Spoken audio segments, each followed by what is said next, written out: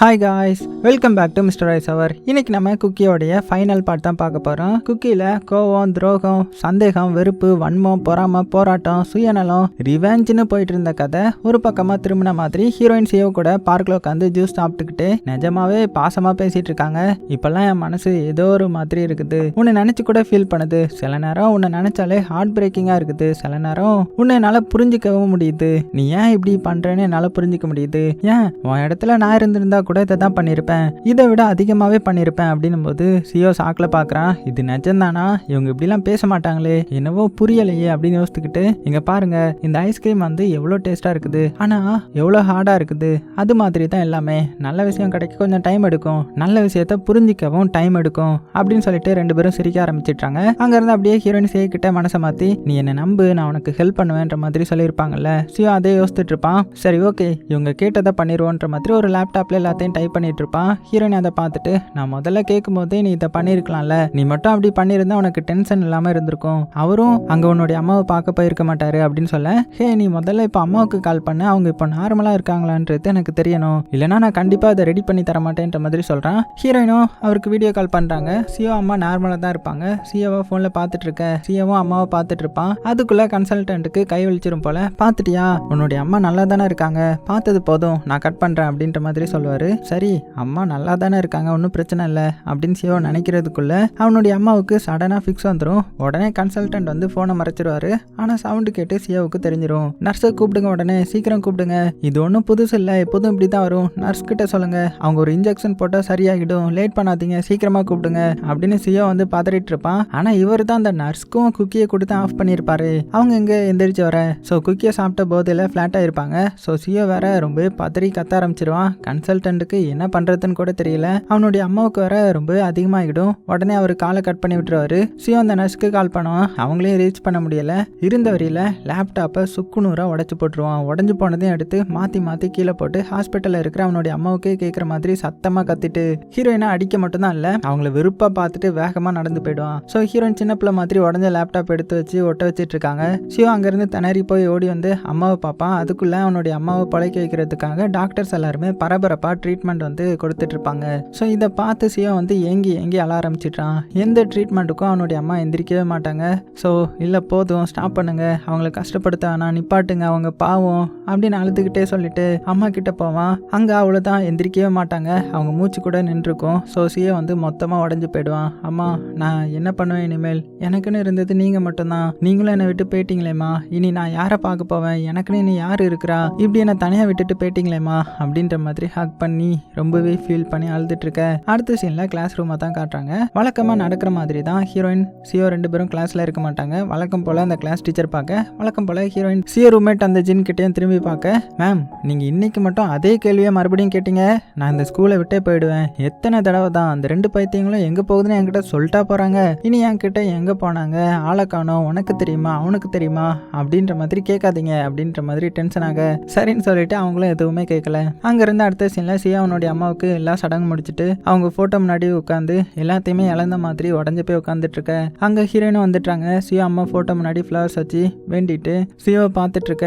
அங்க இருந்து ரெண்டு பேரும் ஒரு இடத்துக்கு வந்து உட்காந்துட்டு இருக்க. நீங்க ஏன் இங்க வந்தீங்க, உங்களுக்கு என்ன இன்ஸ்ட்ரக்ஷன் வேணுமா, அதுதானே, அதை வாங்க தானே வந்தீங்க அப்படின்னு சியோ கேட்பான். இல்ல அப்படி இல்ல, நீ ஏன் என்ன இப்படி நினைச்சிட்டேன், நான் அதுக்காகலாம் வரல, என்ன அந்த அளவுக்கு மனசாட்சி இல்லாதவன் நினைச்சிட்டியா அப்படின்னு ஹீரோயின் சொல்லுவாங்க. இன்னைக்கு இல்லைன்னா என்ன, உங்களுக்கு என்கிட்ட இருந்து இன்ஸ்ட்ரக்ஷன் வேணும் தானே, கண்டிப்பா என்கிட்ட அதை இன்னொரு நாள் கேட்க தானே போறீங்க, நான் ரெடி தான், கண்டிப்பா சொல்றேன். நான் மட்டும் இல்லை, என்ன மாதிரி நிறைய பேர் அவங்க குழந்தைங்களை இழந்துட்டு நிற்கிறாங்க.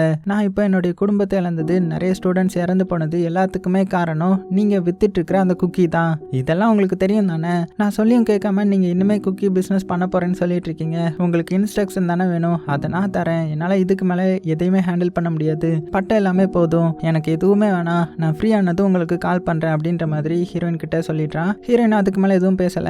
அவன் நிலைமையை நினைச்சு ஃபீல் பண்றாங்க. ஸோ அங்கிருந்து கிளம்பும்போது சியோ கஸ்டமரான அந்த பாஸ் வந்து அங்கே ஒரு படையவே எடுத்துட்டு வருவாரு. உடனே சியோ ஹீரோயினை அங்கிருந்து கிளம்ப சொல்லிடுவான். ஹீரோயினும் குறுகுறுன்னு பார்த்துட்டு அங்கிருந்து அப்படியே கிளம்புறாங்க. போயிட்டு இருக்கும்போது ஹீரோயினுக்கு ஒரு ஃபோன் கால் வரும். ஏன்னா உடஞ்சு போன லேப்டாப்பை ரிப்பேர் பார்க்க சொல்லி கொடுத்துருப்பாங்க போல. ஸோ அங்கிருந்து தான் கால் பண்ணுவாங்க. மேடம் அந்த லேப்டாப் வந்து சரி பண்ண முடியாது, எவ்வளவோ ட்ரை பண்ணிட்டேன், நீங்க அதை கொடுக்கும்போது என்னடா லேப்டாப்பை ரிப்பேர் பார்க்க கொண்டு வந்திருக்கீங்களா இல்லை பழைய கடையில் போட எடுத்துட்டு வந்திருக்கீங்களான்னு நினைச்சேன், அதை பழைய கடையில் போட்டால் கூட எடுக்க மாட்டாங்க தெரியுமா அப்படின்ற மாதிரி சொல்ல, ஹீரோயின் அதை கேட்டு அதை தூக்கி தூர போட்டுருடா தம்பி, நீ அதை சரி பண்ணி தரேன்னு சொன்னாலுமே இனிமேல் எனக்கு அது வேணாம் அப்படின்னு சொல்லிட்டு நடந்து போயிடுவாங்க.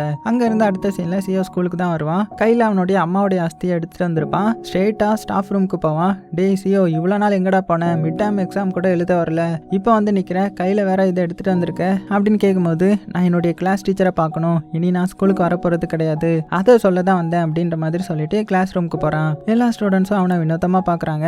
சியோ கிளாஸ் ரூம்ல அவனுடைய இடத்துக்கு வந்து அஸ்தியை அம்மாவா நினைச்சு அது கூட பேசுவான். இங்க பாருங்கம்மா, இதுதான் என்னுடைய பிளேஸ், நம்பர் 3 தான் என்னுடைய பிளேஸ், இப்போ எம்டியா இருக்குது, நீங்க மத்த அம்மா மாதிரி கிடையாது, உங்களால என்னை பார்க்க கூட வர முடியாத அளவுக்கு கஷ்டப்பட்டிருக்கீங்க அப்படின்னு சொல்லிட்டு அங்க இருந்து கேம்பஸ்ல நடந்து வந்து திரும்பி ஸ்கூலே பார்த்துட்டு போறான். கட் பண்ணா இந்த சைடு மின்னியாக காட்டுறாங்க. அவளுக்கு பாத்தீங்கன்னா குக்கி சவுண்ட் வந்து மண்டைக்குள்ள கேட்டுட்டு இருக்குது. ஸோ அதை கட்டுப்படுத்த முடியாம பயங்கரமா கத்திட்டு இருக்கிறா. ஸோ இதை பார்த்த ஹீரோயின், என்னாச்சு மின்யாங், நான் டாக்டரை வேணா கூப்பிடவா, உனக்கு என்ன பண்ணுது அப்படின்னு கேட்டுட்டு இருப்பாங்க. அதுக்குள்ள மின்யாங்குக்கு அந்த சத்தம் மறைஞ்சிரும். எனக்கு இப்பெல்லாம் குக்கி சத்தம் அடிக்கடி கேக்குது, என்னால எவ்வளோ கண்ட்ரோல் பண்ணாலுமே அந்த சத்தத்துல இருந்து வெளியில வர முடியல, எனக்கு அடிக்ஷன்ல இருந்து வெளியில வரணும், அதுக்கான டாக்டர் கிட்ட நாளைக்கு கூட்டிட்டு போறீங்களான்ற மாதிரி கேட்க ஹீரோயினுக்கு செம சாக்கா இருக்குது. அடிக்ஷன் ரெக்கவரி சென்டரா, நீ என்ன சொல்ற, அந்த அளவுக்கு நீ கஷ்டப்படுறியா அப்படின்னு கேக்குறாங்க. ஆமாக்கா, ஆனா அது பரவாயில்ல, நான் சமாளிச்சுப்பேன், ஒன்றும் பிரச்சனை இல்லை, இதுல இருந்து வெளியில வந்தாலே போதும், வேற எதுவுமே எனக்கு வேணான்ற மாதிரி சொல்லிடுவாங்க. ஸோ ஹீரோயின் அங்கிருந்து வீட்டுக்கு போயிட்டு இருப்பாங்க. அங்க வாசல்ல ஒரு குக்கி சப்ஸ்டன்ஸ் பாக்கெட் கிடக்கும். அதை எடுத்துட்டு ஹீரோயின் உள்ள போய் மறுபடியும் குக்கி மேக் பண்ணிட்டு இருப்பாங்க. அப்போ அதுல இருந்து ஒரு பீஸ் எடுத்து சாப்பிட போவாங்க. ஆனா அதுக்குள்ள மின்யாங் பேசினது ஞாபகம் வந்து சாப்பிட மாட்டாங்க. குக்கியை மட்டும் பேக் பண்ணிட்டு அப்படியே விட்டுருவாங்க. அடுத்த சீன்ல நம்ம ஹீரோயின், இன்னைக்கு என்னால அவன் கூட வர முடியாது, எனக்கு வேற வேலை ஒன்று வந்துட்டுன்ற மாதிரி சொல்லி மெசேஜ் அனுப்புவாங்க. ஸோ மின்யாங் அதை பார்த்துட்டு இருக்கும்போது அங்க சியோ வருவான். மின்யாங்குக்கு நம்பவே முடியாது, உன்னை பார்த்தே ரொம்ப நாள் ஆச்சு அப்படின்னு சொல்லி பேசிட்டு இருக்க. அடுத்த சீன்ல ஹீரோயின் வந்து ஸ்கூலுக்கு வந்திருப்பாங்க. ஜின்னை பார்த்து அவங்க கிட்ட ஒரு குக்கியை கொடுப்பாங்க. சியோ கிட்ட இருந்து உங்களுக்கு ஆர்டர் வந்துச்சா அப்படின்னு ஜின் கேட்பான். இல்ல, இப்ப நிலைமை சுத்தமா சரியில்லை. சரி, நீ கிளாஸ் போ, டைம் ஆகிட்டு அப்படின்னும் போது, அப்போ நீங்க வரலையா கிளாஸ்க்கு, பேக் எடுத்துட்டு தானே வந்திருக்கீங்கன்ற மாதிரி கேட்கும்போது, இல்ல இப்போ நான் ஸ்கூலுக்கு வந்தா எல்லாரும் குக்கி டெலிவரி பண்ண வேண்டியதா இருக்கும், ஆனா என்னால இப்போ அது முடியாது, அப்புறம் இங்க பிரச்சனையே வெடிச்சிரும், எதுக்கு வம்பு, நான் கிளம்புறேன் அப்படின்னும் போது ஜின் பாத்தீங்கன்னா உடனே அங்கிருந்து போயிடுவான். ஸோ ஹீரோயின் இங்க இருக்கிறத அந்த சோடா பட்டி பாத்துருவான். இங்க என்ன பண்ணிட்டு இருக்கீங்க, உள்ள வராம என்ன பண்ணிட்டு இருக்கீங்க, ஒரு மாதிரி பதுங்கி பதுங்கி வந்த மாதிரி இருக்கு அப்படின்னும் போது, அது ஒன்றும் இல்லடா, சும்மா தான் இப்போ கிளம்பிடுவேன், உன்னுடைய கிளாஸ்மேட் உனக்கு இனிமேல் எந்த ஒரு பிரச்சனையும் கொடுக்க மாட்டான் சரியா அப்படின்னும் போது, அவளுக்கும் பார்த்தீங்கன்னா அந்த ஞாபகம் வந்து, நீ வர்றதுக்கு முன்னே எல்லாமே நல்லா தான் இருந்துச்சு, நீ வந்ததுக்கு அப்புறம் தான் அவன் என்ன போட்டு அவ்வளோ டார்ச்சர் பண்ணுறான், நீ தான் காரணம் எல்லாத்துக்கும், அவனுக்கும் அவன்கிட்ட இருந்து ஏதாவது வேணும், குக்கி தான் நினைக்கிறேன் அப்படின்னும் போது ஹீரோயின் பேக்கை மறைக்கிறாங்க. அதை பார்த்துட்டு சோடா பட்டி அவங்க பேக் எழுத்து சண்டை போட ஆரம்பிச்சிட்றா. ஹீரோயின் தடுத்தும் அவள் கேட்க மாட்டா. உடனே அங்கே ஹீரோயின் ரூம்மேட் வந்துட்டா.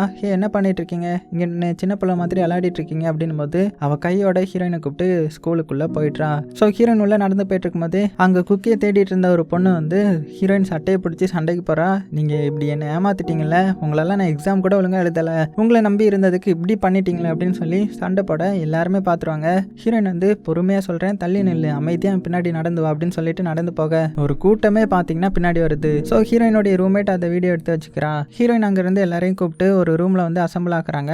இங்க பாருங்க, முதல்ல எனக்கு ஒரு ப்ராமிஸ் பண்ணுங்க, இப்படி பப்ளிக்ல வச்சு கேட்கறத முதல்ல நிறுத்துங்க, இல்லைனா குக்கி சேல்ஸ் பண்றதை நான் ஸ்டாப் பண்ணிடுவேன், நான் குக்கி தராம எங்க போவேன், உங்ககிட்ட காசை வாங்கிட்டு நான் ஏமாத்திரலாம் போக மாட்டேன் சரியா அப்படின்னும் போது, நீங்களும் ஒரு ப்ராமிஸ் பண்ணுங்க, எங்களுக்கு குக்கியை கண்டினியூஸா சேல் பண்ணணும், வேற எதுவுமே நாங்க உங்ககிட்ட கேட்க மாட்டோம் அப்படின்ற மாதிரி சொல்ல, சரி ஓகே, இன்னைக்கு எல்லாருக்கும் குக்கி ஃப்ரீ தான், எந்த ஒரு காசும் நான் வாங்க போறது கிடையாது அப்படின்னும் போது எல்லாருக்கும் செம ஜாலியா இருக்குது. குக்கி கிடைக்கிறதே பெருசு, இப்போ ஃப்ரீயாவே கிடைக்குது, இதுக்கு மேல வேற என்னடா வேணும், இன்னைக்கு யாரு முகத்துல முழிச்சோமோ ரொம்ப நல்லா இருக்குது, டெய்லி இப்படியே இருந்தா நல்லா இருக்குமே அப்படின்னு யோசிச்சுட்டு லைன் பை லைனா நின்று கோவில் பிரசாத மாதிரி எல்லாருமே சந்தோஷமா வாங்கிட்டு போயிட்டு இருக்காங்க. அப்ப அதே லைன்ல கடைசியா சோடா பட்டியும் வந்துட்டா. எனக்கும் கொடுங்க, நானும் டெஸ்ட் பண்ணி பாக்குறேன், எல்லாருக்குமே கொடுக்குறீங்களா, எனக்கு தர மாட்டீங்களா, நான் உங்களை அப்போ அப்படி பண்ணிருக்க கூடாது, பேக்ல என்ன இருக்குன்னு பார்க்க தான் அப்படி பண்ணிட்டேன், நான் எவ்வளோ டைம் கேண்டீன்ல இருந்து உங்களுக்கு புது புது ரெசிபியா செஞ்சு கொடுத்துருக்கிறேன், எனக்காக இப்போ அதை தரமாட்டீங்களா, எனக்கும் ஒரு பீஸ் கொடுங்களேன் அப்படின்ற மாதிரி பாவமா கேட்க ஹீரோயினுக்கு அவளுக்கு கொடுக்க மனசே இல்லை. அவள் இவ்வளோ கேட்குறாளேன்னு சொல்லிட்டு ஒரு பீஸ் மட்டும் எடுத்து அவளுக்கு கொடுப்பாங்க. அங்க இருந்து அடுத்த சீன்ல சியோ ரிவெஞ்ச் எடுக்க நினைச்சு ஹீரோயின் பண்ணிட்டு இருக்கிற எல்லா வேலையும் போட்டு கொடுத்துருவான். உன்னுடைய அக்கா இன்னும் சேல்ஸ் பண்ணிட்டு தான் இருக்காங்க, அதை முழு மூச்சா பண்ணிட்டு இருந்தேன் நானே, அது தப்புன்னு புரிஞ்சு அதை விட்டு வந்துட்டேன், உன்னுடைய அக்காவுக்கிட்டே நான் சொல்லி பார்த்துட்டேன், ஆனா அவங்க கேட்குற மாதிரி தெரியல, குக்கியால நிறைய பேர் இறந்து போயிட்டாங்க, அது தெரிஞ்சதும் நான் ஸ்டாப் பண்ணிட்டேன், ஆனா உன்னுடைய அக்கா இன்னுமே அதை நிறுத்தல, என்னுடைய அப்பா அம்மா 2 பேரும் இறந்து போனதுக்கு காரணமே இதுதான், அது உன்னையே சும்மா விடாது, அதுக்கு அடிக்ட் ஆன எல்லாருக்குமே சாவுதான் முடிவு அப்படின்னு வாயில வந்து எல்லாத்தையுமே கொளுத்தி போட்டுடுறான். இதை கேட்ட மின்யாங்குக்கு நம்பவா வேணாமான்னு எதுவும் புரியாம யோசிச்சுட்டு இருக்க அவளுக்கு குக்கி சத்தம் மறுபடியும் கேட்க ஆரம்பிச்சிடும். ஸோ காதை அடிச்சுட்டு அந்த சத்தத்தை பொறுக்க முடியாம இருக்க சியோ அதை ரசிச்சு பார்த்துட்டு ஒரு குக்கியை பாக்கெட்ல இருந்து எடுத்து மின்யாங் கிட்ட வச்சுட்டு பெர்ஃபெக்ட் ரிவெஞ்ச்னா இப்படிதான் இருக்கணும், சியோனா யாருன்னு காட்டணும்ல, இனி இருக்குட ஆட்டம் அப்படின்னு நினைச்சிட்டு அங்கிருந்து கிளம்பி ஹீரோயினுக்கு கால் பண்றான். நீங்க கேட்ட குக்கி ரெசிபியை சொல்ல நான் ரெடி, நீங்க எப்போ ஃப்ரீன்னு சொல்லுங்க நான் சொல்றேன் அப்படின்ற மாதிரி சொல்ல ஹீரோயின் வந்து நீ எப்படி எனக்கு ரெசிபியை கொடுப்ப, என்னுடைய வீட்டுக்கு வந்துடு, அங்க வச்சு சொல்லு, நான் இனிதான் வீட்டுக்கு போவேன்ற மாதிரி சொல்ல அப்போ கன்சல்டன்ட் கால் பண்ண அதையும் அட்டன் பண்ணாம போன் ஆஃப் பண்ணிட்டாங்க. அவர் உடனே சட்டுன்னு ஸ்கூலுக்கே வந்து முன்னாடி நிக்க எங்க போன உங்ககிட்ட இருந்து ரெஸ்பான்ஸ் வந்து 3 நாள் ஆகிட்டு இங்க வந்து பார்த்தா நீ நான் சொன்ன வேலையை செய்யாம இப்படி குக்கியை சேல்ஸ் பண்ணிட்டு இருக்கிறேன், என்ன மறுபடியும் என்ன ஏமாத்த முடிவு பண்ணிட்டியான்ற மாதிரி கேட்கும்போது நான் அப்புறம் பேசுறேன் உங்ககிட்ட, இப்போ கிளம்புங்க எனக்கு கிளாஸ் இருக்குதுன்ற மாதிரி ஹீரோயின் சொல்லும்போது ஓ கிளாஸா, ஆமா ஆமா இருக்கும், என்ன என்கிட்டே கதையா, உன்னை பத்தி எனக்கு எல்லாமே தெரியும், என்னை பத்தி உனக்கு தெரியும் தானே, அப்புறம் ஏன் என்கிட்ட கதையா சொல்லிட்டு இருக்கிற, ஸ்கூலுக்கு வந்ததே ஒரு ட்ராமா, அதுல எக்ஸாம்ல 420 வேலை பார்த்து ஸ்கூல் ஃபர்ஸ்ட்னு ஒரு பட்டம் வேற, இப்போ நீ கிளாஸ் போகணுமா, போதும் போதும் எல்லா நடிப்பையும் நிறுத்திக்கோ அப்படின்ற மாதிரி மிரட்ட ஹீரோயின் பாத்தீங்கன்னா டக்குன்னு ஓட ஆரம்பிச்சிருவாங்க. ஓடி போய் ஸ்கூல் பெல் அடிச்சுட்ட அவர் ஹீரோயினை பிடிச்சிட்டாரு. ஆனா பெல் சத்தம் கேட்டு எல்லா ஸ்டூடெண்ட்ஸும் வெளியில வந்தா அவ்வளவுதானே காலி ஆகிரும்ன்ற மாதிரி கன்சல்டன்ட் வந்து ஒளிஞ்சிட அதே மாதிரி எல்லா ஸ்டூடெண்ட்ஸும் வெளியில ஓடி வந்துட ஹீரோயின் அங்கிருந்து எஸ்கேப் ஆகிட்டாங்க. அடுத்த சீன்ல சியா வந்து போனை பார்த்துட்டு இருப்பான். அப்போ ஹீரோயினுடைய ரூம்மேட் அந்த பொண்ணு இருக்கால அவ தான் அவங்களுக்கு ஹீரோயினுடைய போட்டோவே சென்ட் பண்ணிருப்பா. ஸோ சியா ஒரு நாள் அவனுடைய அம்மாவுடைய அஸ்தியை எடுத்துட்டு வந்து தனியா பேசினதை பார்த்துட்டு அந்த பொண்ணு தான் போய் கேட்டிருக்கோம், நீ என்ன தனியா பேசிட்டு இருக்க, என்னாச்சு உனக்கு, இவ்வளவு நாளா ஏன் ஸ்கூலுக்கு வரல, இப்ப அந்த பொண்ணு லீயாவும் காணாமே அப்படின்னும் போது நீ எனக்கு ஒரு ஹெல்ப் பண்ணு, அவ வந்ததுமே அவ போட்டோ எடுத்து எனக்கு அனுப்பு, நான் கன்சல்டன்ட்டையும் கண்டுபிடிக்க ட்ரை பண்றேன்ற மாதிரி சொல்லியிருந்திருப்பான். அதை அந்த பொண்ணு யோசித்து பார்த்துட்டு இருக்கும் போது தான் இந்த பெல் சத்தம் கேட்டிருக்கும். ஸோ எல்லாருமே போயிருப்பாங்க. ஆனா ஜின் டெஸ்க்ல படுத்து நல்லா தூங்கிடுவான். அந்த பொண்ணு ஜின்னை போய் எழுப்போம், டே எந்திரிடா, பெல் சத்தம் உனக்கு கேட்கலையா, ஸ்கூலே நேரம் போயிருக்கும், நீ இப்படி தூங்கிட்டு இருக்க, எந்திரின்ற மாதிரி சொல்ல ஆனா அவன் எந்திரிக்கவே மாட்டான். உடனே அந்த பொண்ணு பயங்கரமா தட்டி எழுப்பிட்டு இருக்க அதுக்குள்ள ஹீரோயின் அங்கிருந்து தப்பிச்சா போதுண்டான்ற மாதிரி ஸ்கூல் வாசல்ல நின்று ஒரு கேப் ஏறி வீட்டுக்கு போயிடுறாங்க. வீட்டுக்கு போனதும் சியா அவனுடைய திங்ஸை கொஞ்சம் எடுத்துட்டு வந்திருப்பான். ஹீரோயின் ரெசிபி தான் தரப்போறான்னு சொல்லி உட்காந்துருப்பாங்க.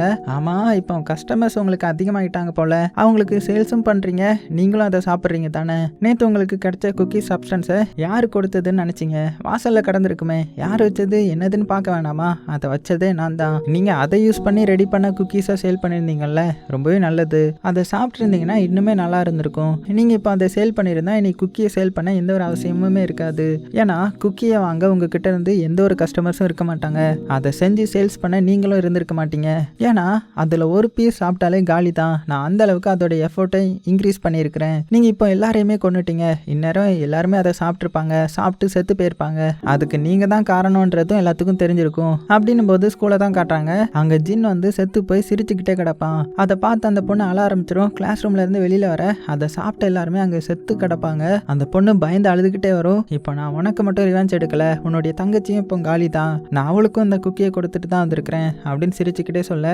ஹீரோயினுக்கு இது வரைக்கும் இல்லாத அளவுக்கு பயம் வருது. அவளுக்கு இதை நம்பவே முடியல. கொஞ்சம் கூட இப்படி நடக்கும்னு எதிர்பார்த்திருக்க மாட்டாங்க இல்லையா, நீ ரிவெஞ்ச் எடுக்கணும்னா என்ன தானே பழி வாங்கணும், கொஞ்சம் கூட அறிவே இல்லாம நடந்திருக்க, மத்த எல்லாரும் உன்னை என்ன பண்ணாங்க, ஏன்டா மத்தவங்களுடைய உயிரில் விளையாண்டுருக்கிற, நீ இவ்வளோ கேவலமானவனா, உன்னை போய் ஒவ்வொரு தடவையும் நம்பினே, நீ என் மேல பழியப்படணும்னா அதுக்கு 1000 வழி இருக்குது, நீ அதை பண்ணிருக்க வேண்டியது தானே, மற்ற ஸ்டூடெண்ட்ஸ் என்ன பண்ணாங்க, அடுத்து அவங்க உயிரோட விளையாடிட்டு இருக்கியே அப்படின்னு ஹீரோயின் வந்து இப்போ டோட்டலா 0 ஆகிட்டாங்க. உங்க தங்கச்சி மட்டும் அதை சாப்பிடக்கூடாது, ஆனா மற்ற பசங்க மட்டும் சாப்பிட்டு எப்படி போனாலும் உங்களுக்கு கவலை இல்லை அப்படித்தானே, சரி இருங்க நான் உங்களுக்கு ஒரு இன்ட்ரெஸ்டிங்கா ஒன்று சொல்றேன், இல்ல எல்லாரும் சேர்த்து அதுக்கு காரணம் நீங்க தானே தெரிஞ்சா பேரண்ட்ஸ், டீச்சர், போலீஸ்னு ஒருத்தங்க கூட உங்களை விட மாட்டாங்க, தப்பிச்சு போகணும்னு நினைக்க வாய்ப்பே இல்லை. அப்புறம் இன்னொரு விஷயம், இந்த மாதிரி பண்றவங்களுக்கு ஸ்ட்ரெயிட்டா மரண தண்டனை வேற இருக்கு போல, அப்படி கொடுத்தவனுடைய கடைசி ஆசை என்னன்னு கேட்டா நீங்க என்ன சொல்லுவீங்க, நான் சொல்றேன் அதை சொல்லுங்க, மரண தண்டனையா ஆயுள் தண்டனையா எப்படியாவது மாத்திருங்க, மாத்திட்டு ஜெயிலுக்குள்ள எனக்கு ஒரு ரூம் தனியா கொடுத்துருங்க, அதுல நான் குக்கி பிசினஸ் செய்யறேன்,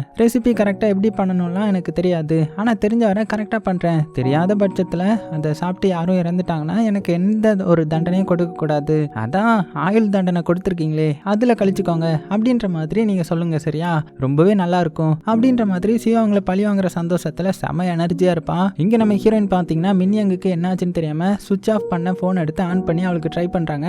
ஆனா அவ போன் எடுக்கவே இல்லை. ஆமா, நீங்க இப்போ எங்க போவீங்க? ஹாஸ்பிட்டல் போவீங்களா இல்ல ஸ்கூலுக்கு போவீங்களா? ஒருவேளை உங்களுக்கு லக் இருந்தா கொஞ்சம் பேரை எப்படியாவது காப்பாற்ற சான்ஸ் இருக்குது. இல்ல வேணாம், நீங்க ஹாஸ்பிட்டலே போங்க. அங்க போய் டெட் மின்யாங்கான்னு பாருங்க. அதை பார்த்துட்டு அதுக்கப்புறம் ஸ்கூல் போங்க அப்படின்னு ஹீரோயினை வெறுப்பேற்றுற மாதிரியே பேசிட்டு இருக்கிறான். இங்க மின்யாங்குக்கு ஃபோன் பண்ணிட்டு இருக்க. மின்யாங் வந்து ஃபோன் அட்டன் பண்ணிட்டாங்க. ஹீரோயினுக்கு இப்பதான் நிம்மதியா இருக்குது. மின்யாங், நீ இப்போ எங்க இருக்க? நீ அந்த குக்கி சாப்பிடல தானே? சாப்பிட்றாத, அதை சாப்பிட்டா விஷமாயிடும். நீ இப்போ அங்கேயே இரு, நான் வரேன் அப்படின்னு பதற்றமா பேச, அக்கா எனக்கு எதுவும் இல்லை, நான் எதையும் சாப்பிடல, நான் இப்போ ஸ்கூல்ல தான் இருக்கிறேன். இங்க நிலைமை சரியில்லை, இங்க தப்பி தவறி கூட நீங்க வந்துடாதீங்க. இங்க யாருமே உங்களை புரிஞ்சுக்கிற நிலைமையில இல்ல. ஆம்புலன்ஸ் வந்து எல்லாருமே ஹாஸ்பிட்டல் கூட்டிட்டு போயிட்டு இருக்காங்க அப்படின்னு நம்ம ஹீரோயினுக்கு செய்தியை சொல்ல, அதுக்குள்ள மின்யங் ரூம்மேட் அந்த ஜின் அவளை பார்த்துட்டா. ஹே மாஸ்க் கேர்ள், இவ எப்படிங்க இவ்வளவு நாள் எங்க இருந்த அப்படின்னு யோசிச்சுட்டு இருப்பா. இங்க நம்ம ஹீரோயினை ஸ்கூலுக்கு வராதுன்னு சொல்லியும் ஹீரோயின் கேட்காம, நம்ம தான் இதுக்கு காரணம், நம்ம போய் ஆகணும் அப்படின்னு ஒரு கேப்ல வந்துட்டு இருப்பாங்க. வரும்போதே அவங்க கஸ்டமர் குரூப்புக்கு மெசேஜ் அனுப்பிடுவாங்க. இன்னைக்கு ஸ்கூல்ல டெலிவரி பண்ண குக்கீஸ் எல்லாமே விஷம் தான், அதை சாப்பிட்டா எல்லாருமே டெட் தான். ஸ்கூல்ல என்ன நடந்துச்சு, யாரும் இன்னும் அதை சாப்பிடாம இருந்தீங்கன்னா எனக்கு மெசேஜ் பண்ணுங்க அப்படின்னு சொல்லி அனுப்புவாங்க. அடுத்த சீன்ல ஸ்கூல்ல ஒரு அனௌன்ஸ்மெண்ட் சொல்லிட்டு இருக்காங்க. எல்லா ஸ்டூடெண்ட்ஸும் உடனடியாக ரூமுக்கு போங்க. வெளியில யாராவது வந்தீங்க கண்டிப்பா உங்களுக்கு பனிஷ்மெண்ட் கிடைக்கும் அப்படின்னும் போது, ஏன்டா நீங்க ஸ்கூலா நடத்துறீங்க, ரூமை விட்டு வெளியில வந்தா பனிஷ்மெண்டா? ரொம்ப நல்லா இருக்குதுடா உங்க லாஜிக். இவ்வளோ நாளா நடந்த பிரச்சனை பாதி காரணம் இந்த ஸ்கூல் தான். குக்கி பிசினஸ்க்கு சரியான இடமா ஒரு லாண்ட்ரி ரூம் வேற, எங்க என்ன நடக்குதுன்னு தெரியாம யாருமே கண்டுக்கிறது இல்ல அப்படின்ற மாதிரி எல்லாரும் நினைச்சுக்கிட்ட. ஸோ மின்யாங் ரூம்மேட்க்கு இவளுடைய அக்கா தான் ஹீரோயின்ன்றது தெரிஞ்சிடும். ஓ, அப்போ ஃபேக் ஐடி வச்சு தான் உன்னுடைய அக்கா இவ்வளோ நாளா ஏமாத்திட்டு இருந்தாளா? அது போக இப்போ இவ்வளோ ஸ்டூடெண்ட்ஸ்க்கு இப்படி ஆனதுக்கு காரணம் இவங்க தான். ஆமா, அவங்க எல்லாரும் எப்படி இவ்வளோ மார்க் எடுத்தாங்க? நான் உடனே போலீஸ் கிட்ட போக போறேன் அப்படின்னு சொல்லி மின்யாங் முன்னாடி வந்து நிக்க, ஓ உனக்கு ரொம்ப நாளா ஃபர்ஸ்ட் வரணும்னு ஆசை இருக்குல்ல, நீயும் நிறைய எஃபோர்ட் போட்டு படிக்கிற, நைட்டு தூங்குறதும் கிடையாது, இருந்தாலும் நீ ஃபர்ஸ்ட் மார்க்லாம் எடுக்க மாட்டுக்க, நீ ஃபர்ஸ்ட் மார்க் எடுக்கணும்ல அப்படின்னு அவளுக்கு ஆசையை தோண்ட. ஆமா ஆமா, நான் ஃபர்ஸ்ட் ரேங்க் எடுக்கணும், நீ சொல்லு, நான் அதுக்கு என்ன பண்ணணும் முதல்ல அப்படின்னு கேட்க, இதான் சார் நம்ம பயலுங்க மாறவே மாட்டான்ற விதமா இவ்வளோ டெட்டை கண்ணு முன்னாடி பார்த்ததுமே தன்னை காப்பாத்திக்க வழி வேணுன்றதுக்காக பேக்கெட்ல இருந்து நைஸா குக்கி எடுத்து அவகிட்ட கொடுக்க, அவ ரொம்ப தைரியமா, தெரியும் டி எனக்கு நீ எல்லாம் மாறவே போறதில்ல, இரு இதையும் நான் போலீஸ் கிட்ட சொல்றேன், நான் ஃபெயில் ஆனாலும் அது என்னுடைய எஃபோர்ட் மட்டும் தான், அதுல எனக்கு பெருமை தான் அப்படின்னு சூப்பரா ஒரு பஞ்சு பேசிட்டு போயிடுறா. ஸோ மின்யங் எவ்வளோ தடுத்துமே கேட்காம அவ போயிடுவா. மின்யங் கையில ஸ்டிக்கை வச்சுட்டு நடக்க முடியாம அவ பின்னாடி ஓடிடுவா. அதுக்குள்ள ஹீரோயின் அங்கே ஓடி வந்துருவாங்க. அவங்க உள்ள வர அவங்க ஃப்ரெண்ட்ஸோட அப்படியே ஆம்புலன்ஸ்ல ஏத்திட்டு இருப்பாங்க.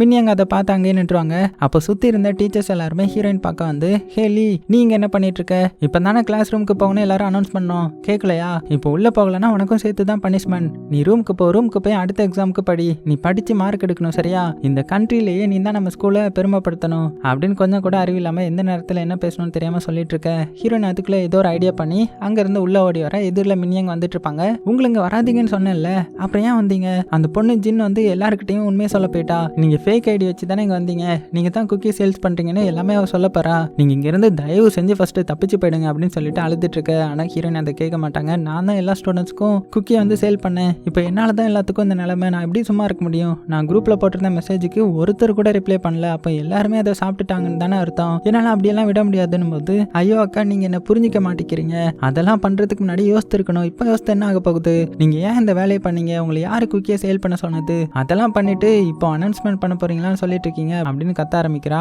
ஆமா, நான் தான் போய் ஹை குக்கினா என்ன, அதோடைய ஹிஸ்டரி ஜியோகிராஃபினா என்னன்னு படித்தேன், ஆரம்பிச்சு வச்சுட்டு மேடம் போய் பெட்ல படுத்தாச்சு, இங்க எனக்கு நடந்த கஷ்டம் எனக்கு தான் தெரியும், அப்படியே ஆரம்பிச்சு இப்போ நானே இன்னைக்கு இந்த சின்ன பசங்க இந்த நிலைமைக்கு வர்றதுக்கு காரணமாகிட்டேன், நீ என்ன சொன்னாலும் என்னால சும்மா இருக்க முடியாது அப்படின்னு சொல்லி கதவை திறந்து உள்ள போயிட்டாங்க. மின்யங் அக்காவுக்கு என்ன ஆகுமோ அப்படின்னு கதறி அழுதுகிட்டே கதவை தட்டிட்டே இருப்பா. இங்க இந்த ரூம்மேட் பாத்தீங்கன்னா போலீஸ் கிட்ட போய் இன்ஃபார்ம் பண்ணிட்டா. அதுக்குள்ள ஹீரோயினே அனௌன்ஸ் பண்ணிட்டாங்க, இன்னைக்கு என்னுடைய கஸ்டமருக்கு நான் சேல் பண்ண குக்கீஸ் எதுவுமே சேஃப் கிடையாது, இதுவரை யாரும் அதை சாப்பிடாம இருந்தீங்கன்னா ப்ளீஸ் அதை யாரும் சாப்பிடாதீங்க, அந்த குக்கியை சாப்பிட்டா டெத்து தான், அது என்னுடைய தப்பு தான், சாப்பிடாம இருந்தீங்கன்னா எனக்கு மெசேஜ் பண்ணுங்க, உங்க ஃப்ரெண்ட்ஸுக்கும் சொல்லுங்க அப்படின்னு சொல்லிட்டு வெளியில வராங்க. இப்போ நிம்மதியா உங்களுக்கு அப்படின்னு நம்ம மின்யங் கேட்கிறா.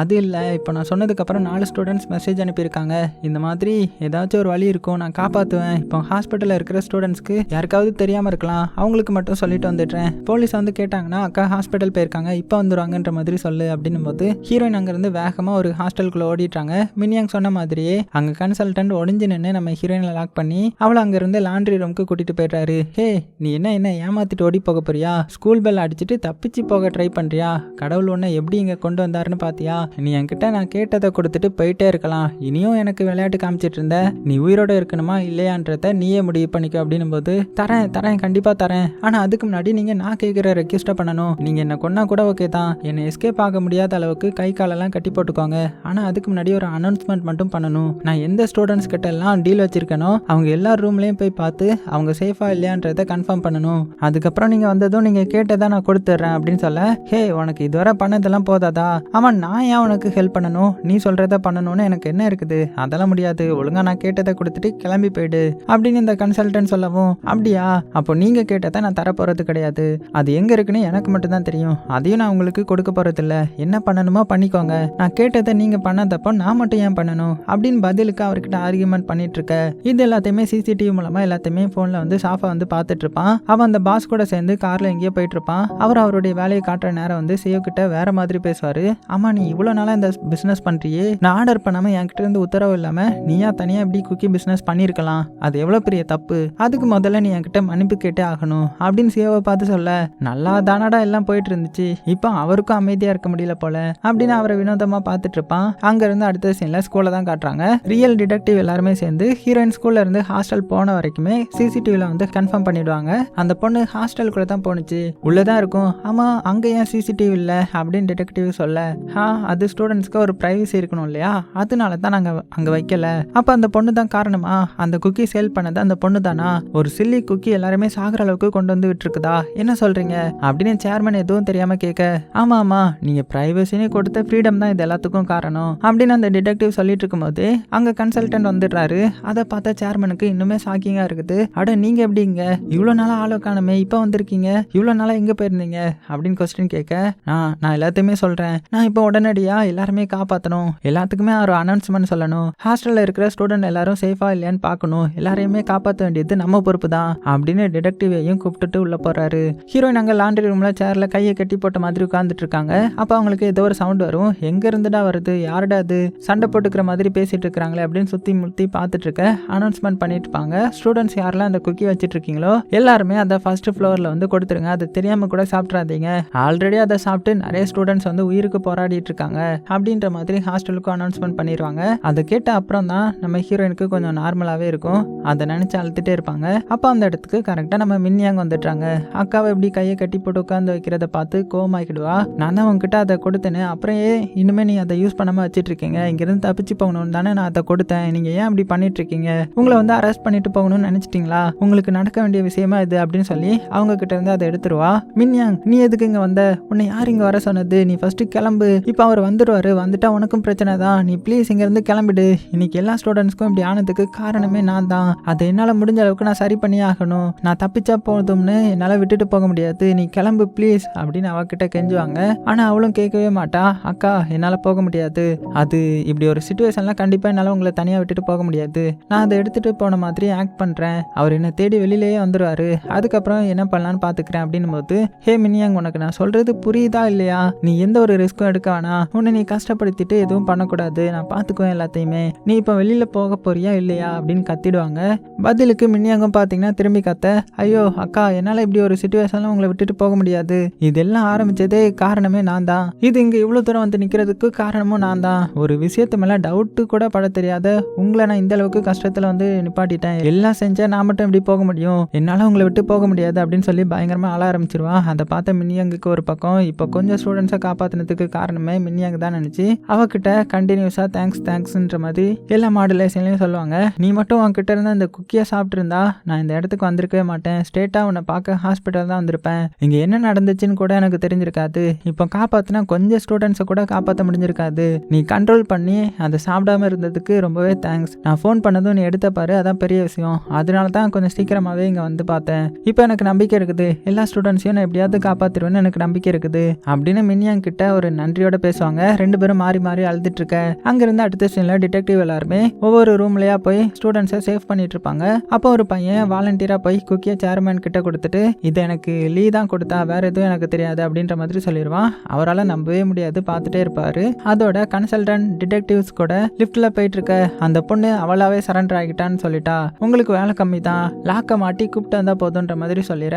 ஆமா, இப்போ எதுக்கு மறுபடியும் ஹாஸ்டலுக்குள்ள போறீங்க, எங்க போறீங்க அப்படின்னு கன்சல்டன்ட் கேட்க, அதுவா அங்க ஒரு சிசிடிவி இருக்குன்னு கேள்விப்பட்டேன், அங்கதான் போறேன், உங்களுக்கு கூட தெரிஞ்ச பிளேஸ் தான் டிடெக்டிவ் அப்படின்னு சொல்ல, ஹே யாரா நீங்களா, என்னடா பேசிட்டு இருக்கீங்க அப்படின்னு கன்சல்டன்ட் கேட்கவும், போதும் போதும் உன்னுடைய நடிப்பை நிப்பாட்டிக்கோ, எல்லாம் தெரியும், நாங்க பாஸ் கிட்ட இருந்து தான் வந்திருக்கோம், உன்னை கூப்பிட்டு போக தான் வந்திருக்கோன்ற மாதிரி அவனுங்க சொல்லிட அவர் அப்படியே சிரிக்க ஆரம்பிச்சிருவாரு. அங்க இருந்து அடுத்த சீன்ல ஹீரோயினையும் ஹேண்ட் கப் போட்டு கூட்டிட்டு போயிட்டு இருக்காங்க. ஹீரோயினை பார்த்து எல்லா ஸ்டூடெண்ட்ஸும் கொலை வெறியில தான் இருப்பாங்க. கையில கிடைச்சா இவனுங்களே கொண்டுருவானுங்க போல அவ்வளோ வெறியில ஹீரோயின் மேல வெறுப்பு காமிச்சிட்டு இருப்பானுங்க. ஹீரோயின் எல்லாத்தையுமே பார்த்துட்டு உங்க கோவம் எல்லாம் சரிதான், அதுக்கான தண்டனையை நான் அனுபவிக்க போறேன்ற மாதிரி நினைச்சிட்டு கார்ல ஏறிடுவாங்க. அங்க நின்று மின்னியாங் ஹீரோயினை வழி அனுப்பி வைக்க ஹீரோயின் போயிட்டு இருப்பாங்க. கார் போகும்போது சடனா ரூட் மாதிரி வேற எங்கேயோ போகும். ஹீரோயினுக்கு அப்பவே கொஞ்சம் டவுட் வந்துடும். அதே மாதிரி இறங்கினதும் ஒரு ஃபேக்டரிக்குள்ள கூப்பிட்டு வந்த மாதிரி செம இருட்டா இருக்கும். ஹீரோயின் எலி மாதிரி ரெண்டு சைடு இருந்து அவங்க கையை பிடிச்சி தூக்கிட்டு போறாங்க. யார் எதுன்னு பார்த்தா அந்த பாஸ் தான். வாங்க வாங்க உங்களுக்கு தான் வெயிட்டிங் அப்படின்னு சொல்லிட்டு ஹீரோயினுடைய முன்னாடி வருவாரு. அப்போ அந்த சிஓ கிட்ட மன்னிப்பு கேட்க சொல்லி பேசிட்டு இருந்திருப்பாரு, அதை தான் காட்டுறாங்க. அவர் கேட்டதும் சிஓவும் சாரி சொல்லிடுவான். நீ சாரி சொன்னா எல்லாம் சரியாகிருமா அப்படின்னு அவங்க கிட்ட வில்லத்தனமாவே பேச, சரி அடுத்த சைத்தான் நமக்கு பிடிச்சிருச்சு, இனி கொஞ்சம் கூட யோசிக்கவே கூடாது, நீங்க எனக்கு ஆர்டர் கொடுங்க, நான் உங்களுக்கு ரிட்டர்ன்ஸ் தரேன், ஆனா அதுக்கு மேல என்னால பண்ண முடியாது, ஒருவேளை நான் இல்லைன்னா என்ன பண்ணுவீங்க, என்னை மாதிரி உங்க ஆர்டரை கொடுக்குற ஆள் யாருன்னு தெரியுமா அப்படின்னு கேட்டுட்டு அவங்க கிட்ட இருந்து அந்த பாய்சனஸ் குக்கியை எடுத்து சாப்பிட்டுறான். அதை சாப்பிட்டா தான் கண்டிப்பா டெத்து. ஸோ அந்த பாஸே அவனை ஒரு பாலத்துக்கு கீழே வீசி இருப்பார் போல. மூஞ்சில ரத்தமா வர பேச்சு மூச்சு இல்லாம அங்க யாருக்குமே தெரியாத ஒரு இடத்துல கிடப்பான். ஸோ அவன் தான் ஹீரோயின் அப்படியே கோத்துட்டு இருப்பான் போல. ஸோ இது தெரிஞ்சா மின்யாங் டோட்டலா காலி, இனி என்ன பண்ண போற, நம்மளே நினைச்சாலும் இனி மாறவே முடியாது போலன்னு கொஞ்சம் கூட நம்பிக்கை இல்லாம அவரையே பார்த்துட்டு இருப்பாங்க.